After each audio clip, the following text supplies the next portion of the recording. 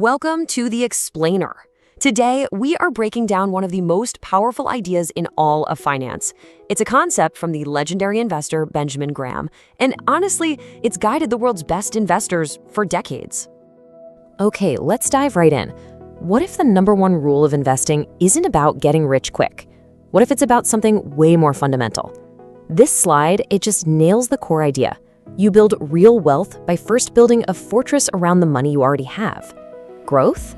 That only comes after you've protected yourself. You know, the legendary investor J.K. Klingenstein was once asked to sum up everything he'd learned in his entire career. His answer? Just 2 words. Don't lose. It's so simple, but that phrase captures this massive truth that separates the amateurs from the pros. But that begs a pretty big question, right? How do you actually do it? Well, the answer lies in this one single concept that Benjamin Graham, who's basically the father of value investing, built his entire philosophy around. He called it the margin of safety. So what is the margin of safety? Okay, the textbook definition is right there. It's the difference between a stock's intrinsic value, that's what a business is really worth, based on its assets and earnings, totally separate from its crazy fluctuating stock price, and the market price you actually pay. To put it simply, it's the discount you get. It's buying something for way less than it's truly worth. And this slide is just a perfect way to picture it. Think about it like this. You're buying a house and you've done your homework. You know it's worth $150,000, but somehow you manage to buy it for just $100,000. That $50,000 gap, that is your safety cushion. That's your built-in protection against bad luck, a bad market, or even just you being wrong in your calculations. Okay, so that's the theory. But how does this whole idea actually work in the real world? Because this isn't just some academic concept. It's a super practical tool for looking at all different kinds of investments, from the really safe ones to the more aggressive stuff. So with safer things like bonds, the margin of safety looks a little different.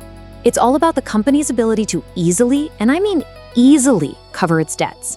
You want to see that the company is earning way more than it needs for its interest payments. That creates this huge earnings cushion. So if they only have to pay $50,000 a year, but they're earning $250,000, their profits could drop by 80% and you'd still get paid. That's a margin of safety. Now, when we're talking about riskier investments like stocks, the margin of safety comes from a different place. It's about their potential to earn a whole lot more than you could get from a basic safe bond. I mean, a stock is riskier, right? So it has to offer you a much higher potential return to make taking that risk worthwhile. And this chart just lays it out crystal clear. If a safe bond is paying you 4%, a stock needs to have an earning power of, let's say, 9%.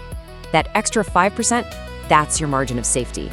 It's your reward for taking on more risk, and it's your buffer in case things go sideways. All right, let's zoom out a bit. We've talked about a single investment, but how do you build an entire portfolio that's designed to take a punch? This is where you hear the word diversification all the time. The idea is simple. Spread your bets around so that if one thing fails, it doesn't sink the whole ship. But, and this is a huge but, Graham points out that most people get this wrong. There's a crucial catch. So here's the secret, the thing most people miss. Diversification is useless. In fact, it's dangerous. Unless every single piece of your portfolio is individually strong and was bought with its own margin of safety. You can't just spread your money across a bunch of overpriced, risky junk and call it diversification. Graham had a great name for that. A diversified disaster. The real goal is to use math and probability to make your overall success almost inevitable. But as we're about to see, the biggest risks in investing, they often have very little to do with the market. They have much more to do with our own psychology. Here's a trap that is so easy to fall into, confusing a booming economy with a safe investment. Graham called these fair weather investments. They look amazing when everyone is optimistic and profits are soaring, but all that good news can hide enormous risks. Your biggest losses almost always come from buying things when they're popular, right at the peak of a good cycle. And this brings us to this fork in the road that every single investor faces. Are you making a calculated investment based on facts and a safety margin? Or are you just speculating, just gambling and hoping for the best? That margin of safety, it's the bright, shining line that separates the two. Just look at the difference when you lay it out like this. It's night and day. A true investment is protected by careful analysis, by math. You're focused on the real value of the business itself. Speculation, on the other hand, that's just a bet on which way the price will move, based on a hunch with absolutely no safety net. And if you ever need a reason why avoiding loss is so critical, just look at the math. It's brutal. It's unforgiving.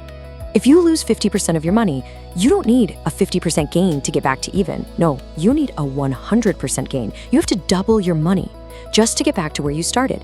That is exponentially harder to do.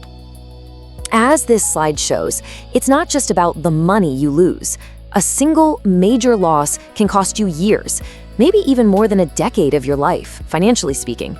It digs a hole so deep that climbing out becomes incredibly difficult. And that is why protection must always come first. So if the risks aren't just out there in the market, where are they? Well, ultimately, the most important tool you have for managing risk, it's not a spreadsheet, it's you. This is what Graham called the mirror test. Before you make any investment, he said, you have to look in the mirror and realize that the real risk isn't just in the stock, it's in the person making the decision. The real risk is looking right back at you. And you've got to ask yourself some really tough, honest questions. Like, do I really understand this business inside and out? Can I handle watching the price drop 30% without totally panicking and selling at the worst possible time? Am I being overconfident right now? You have to be brutally honest about what you know, your own emotional discipline, and what you're going to do if it turns out you were wrong. This brings us to a really powerful mental model, one inspired by the philosopher Blaise Pascal, and it completely flips how we should think about making decisions when we're not sure about the outcome. See, Pascal argued that when you're uncertain, you shouldn't just focus on how likely you are to be right. You should obsess over the consequences of being wrong. And that is the very heart of the margin of safety. You buy something so cheaply that even if you're a little bit off in your predictions, the consequences of being wrong are tiny. So I'll just leave you with this question. What matters more to you? The chances of being right or the consequences of being wrong? For the intelligent investor, the answer is always the latter.